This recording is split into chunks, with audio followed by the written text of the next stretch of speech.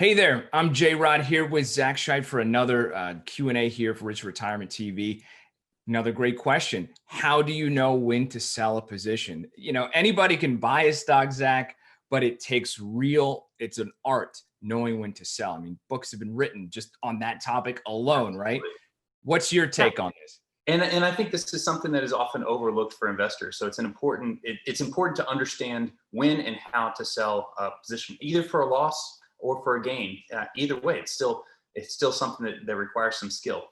Mhm. And honestly, your decision for when to sell a position, I think, needs to start when you buy the position. So why do you own a stock? What are you expecting when you own a stock? Those are the questions that you need to know going into an investment. And those questions will help you answer when you know that it's time to sell.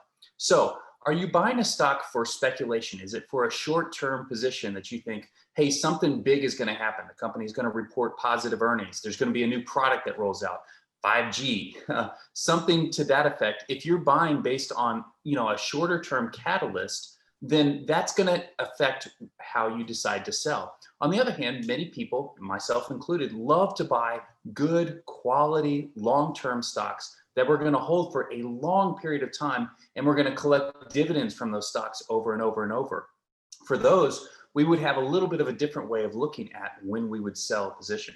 And then also we need to think about, are we selling because we're taking profits on a winner, or are we selling because we are cutting a loss and giving ourselves a chance to get out of a position that's not working the way it's supposed to and use that capital for something that maybe will be working better? So let's talk about a few of these situations really quickly. So first, we'll talk about winners.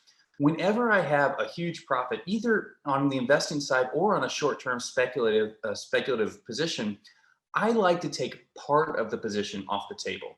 Mhm. Say you have a 100% winner. If you sell half of your position, what that means is you cannot take a loss on that position. You've already pulled out all of the capital that you invested, and you still have half of a position left. So even if that half goes to zero, which we're not expecting to happen, you still got back the investment that you originally put into the stock. I love that kind of a situation. And then you can put the money that you receive from selling half of your position to work in something else. And now you're more diversified. You have two different positions that could continue to win. Um, if you have a trade, a shorter term trade, and it has done what you expected it to do, let's say that you bought a stock before earnings announcement because you expected there to be positive news and the stock to trade higher. Well, that happened. The earnings announcement came out and the stock traded higher. What should you do? Well, in my opinion, you should go ahead and sell, simply because you invested for a specific reason. That reason has occurred, and now you can go ahead and move your capital somewhere else. Some of the biggest losses that I see happen are when people change the reason why they invested in a stock, and they change to oh, well, now I'm going to invest because I think this is going to happen.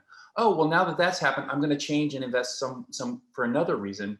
And they wind up not having a really good focus for why they're invested in a particular position. Now, for stocks that don't turn out the way that you planned, I think that there are two different ways of looking at this. For a trade, for a shorter term trade, if stocks trade lower, it simply means that this didn't work out the way that you expected in the time frame that you expected. And often that's a good sign that you need to go ahead and get out of a position. On the other hand, for an investment position, a stock that we love and we'd like to hold for a long period of time, many stocks trade up and down based on the overall market, based on investors' taste for different areas of the market. It may not have anything to do with the quality of the company that you're investing in. So if the company is a long-term position, if they're going to continue to pay their dividends, if the company continues to generate profits, but stock trades lower, I look at that as an opportunity, and it's a stock that I want to own for a long period of time, and a lower stock price lets me buy this same great quality company at a lower price. So in that case, I'm not usually likely to sell a long-term investment just because the stock traded lower. So there's a lot to think about here, but as you get more experience with thinking about these different dynamics, you'll be a better investor, and you'll know when to sell the positions to lock in your profits and to give you more of a chance of bigger gains from other opportunities as well. Those are my thoughts. What do you think, Jonathan? I could not agree with you more, Zach. I mean, everything comes down to planning your trade and trading your plan. I know what I'm going to do for every single stock I buy. if it goes down, what's my pain point, Mm. for exit? If it goes well, here's my profit target. And usually when I have bad performance, it's because I deviated from my plan, and you know, conviction level is huge too. If it, like you said, you're such a great income investor, Zach, I'm in this stock for the long haul. So if it, if things maybe see, short-term volatility, that's okay if I know that this is a great company, they're continuing to build on a great business plan, and I'm just collecting the dividends. For high conviction plays, I usually hold on to those. But my low conviction plays that don't turn out well, whatever. Cut my Yeah. losses and move on.